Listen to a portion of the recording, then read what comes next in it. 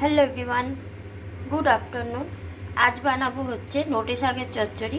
তো নোটে শাকের চচ্চড়ির জন্য দেখো এখানে দু রকম নোটে শাক আমি কেটে ধুয়ে রেখে দিয়েছি। সবজির মধ্যে আছে পটল, কুমড়ো, আলু আর অল্প একটুখানি গাজর। যা সবজি ছিল সেটাই দিয়েছি।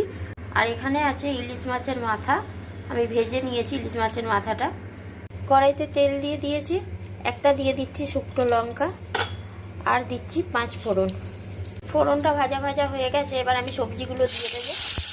লবণটা দিয়ে দিলাম স্বাদ অনুযায়ী, চামচ হলুদের গুঁড়ো দিয়ে দিচ্ছি। সবজিটা ভালো করে ভাজা ভাজা করে নিয়েছি।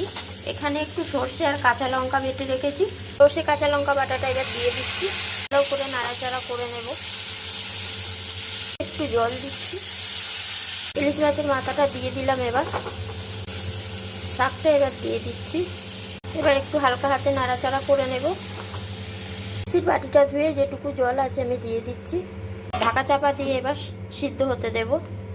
10 মিনিট পর আমি ঢাকা চাপাটা খুলে নিয়েছি। এবার অল্প করে আমি দেখো চিনি দিয়ে দিচ্ছি, খুব কম। মাছের মাথাগুলো দেখো আমি ভাঙিনি, গোটা গোটাই রেখে দিয়েছি। তো নোটে শাকের চচ্চড়ি কিন্তু হয়ে গেছে। দুটো বড়ি ভেজে দিলে ভালো হতো, কিন্তু দেওয়া হলো না।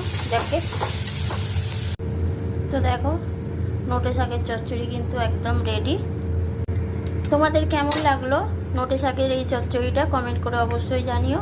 তো এখন এই পর্যন্তই, চলো টাটা।